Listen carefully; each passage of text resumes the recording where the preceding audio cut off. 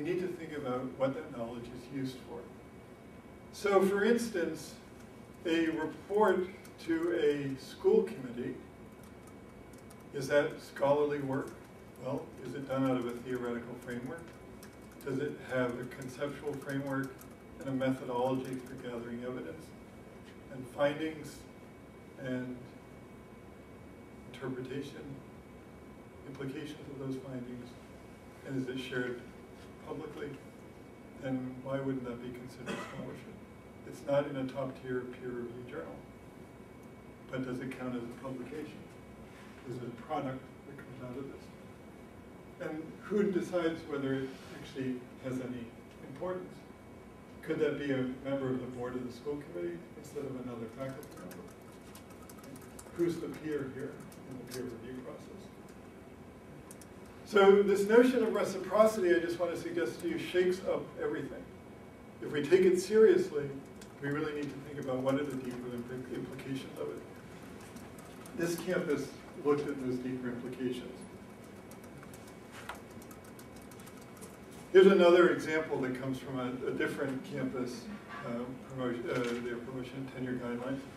And I just want to come back to this. The documentation they include but is not limited to, and here you see the very traditional things. But then in number 2, reports including technical reports, reports prepared for a community partner or to be submitted by a community partner. And then the third part, again, is the peer question, letters from external colleagues, external agencies or organizations attesting to the quality and value of the work, not necessarily another academic. And actually, we knew all this before. This comes from Scholarship Assessed, which came out after Scholarship Reconsidered, where Glassick and others made the argument that if we're going to take these other forms of scholarship seriously, we need to rethink what we mean by a publication. And here's a peer review. But here we see it being enacted on campuses. And then the other part which I want to just touch on here is that reciprocity has profound implications on the culture of higher education, and an emphasis on the educational value of the local. And I've used that term very deliberately, the educational value of the local. You might remember the Supreme Court case out of Michigan around affirmative action where they talked about the educational value of diversity. But I think there's another way that we can think about this too in terms of the educational value of the local. This comes from a piece by Gary Rhodes, who I know is the General Secretary of the AAUP, right after he began in that position. He had just finished a piece a few months before while he was still at Arizona State, where he wrote this wonderful piece about local cosmopolitans and cosmopolitan locals. Some of that gets brought into this next piece that he wrote in Change magazine. But what Gary is arguing here is that this classification really represents a major shift from external forces in higher education to move from where they had been pushing higher education to be highly cosmopolitan, focused on national and international issues, to be now refocused on the local and what he calls creating a counterbalance, to rebalance what we had highly privileged as this cosmopolitan focus for faculty culture, to bring it back now so that there is a balancing out with the local. That's a really profound insight, I think. And it has, I think, real implications for how we think about what this means institutionally. So we can come back to that too. All right, Proposition 3. Engagement in scholarly work is grounded in generating and disseminating knowledge. So here, again, I'm coming back to this notion of reciprocity. Ernest Linton was a colleague of Boyer's and was working on much of the same issues, came to many of the same conclusions at pretty much the same time. If we looked at Boyer's work in the late 90s, it was very much what we would call the scholarship of application. By the late 80s, by the early 90s, mid-90s, he's made this same kind of shift to engagement that Boyer was making.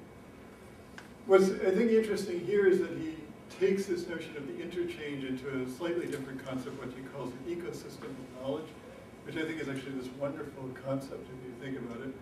So in an ecosystem of knowledge production, the university is part of that ecosystem, not even necessarily at the center of the ecosystem.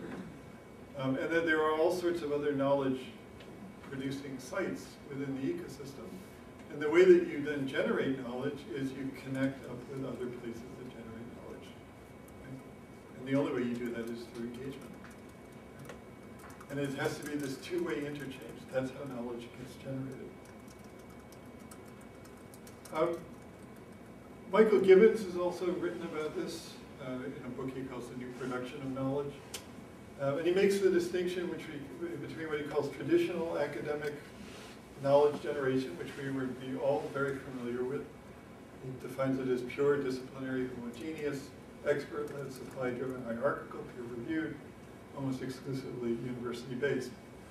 Right? But then he says there's this other kind of knowledge production, which he calls engaged knowledge production. And it has a different set of characteristics. Problem-centered, transdisciplinary. Almost by definition, it has to be transdisciplinary because the issues and problems in our communities are not disciplinary-based. They're multidisciplinary. Communities aren't organized by discipline. Heterogeneous, hybrid, demand-driven, entrepreneurial, network-embedded, collaborative. Right? It's the characteristics of reciprocity. So if we think about this epistemological shift, which we talked about earlier, we move from traditional academic knowledge generation to engaged knowledge generation, a unidirectional flow of knowledge to an ecosystem of knowledge, an application to engagement.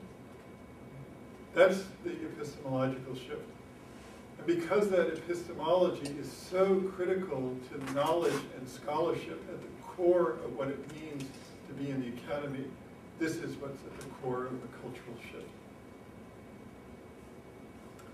So let's play that out one other way. So if we think about this epistemological question at the core, then we can think about what the implications are for that, for the institution. So if we move to engaged knowledge generation, then we need to think about how we organize that knowledge differently in the curriculum. And it becomes very much transdisciplinary work. Then we need to think about how we then deliver that curriculum. And that leads us into a lot of the engaged pedagogical work that we're familiar with, service learning, community-based teaching and learning.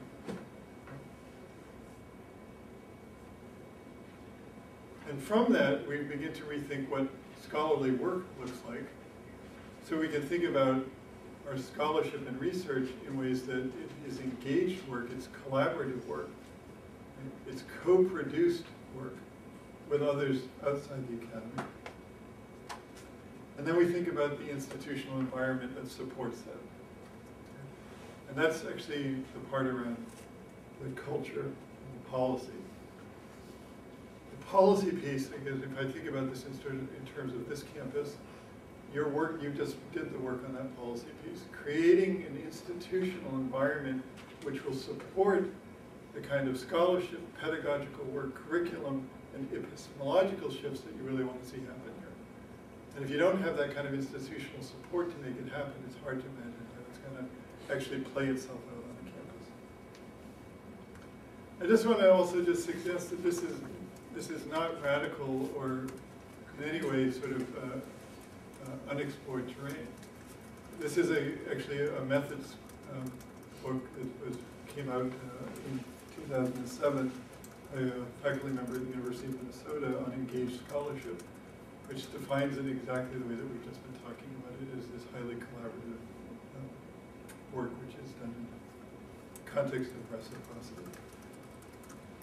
It also suggests then that as we think about research on the campus, that we think about a continuum of research.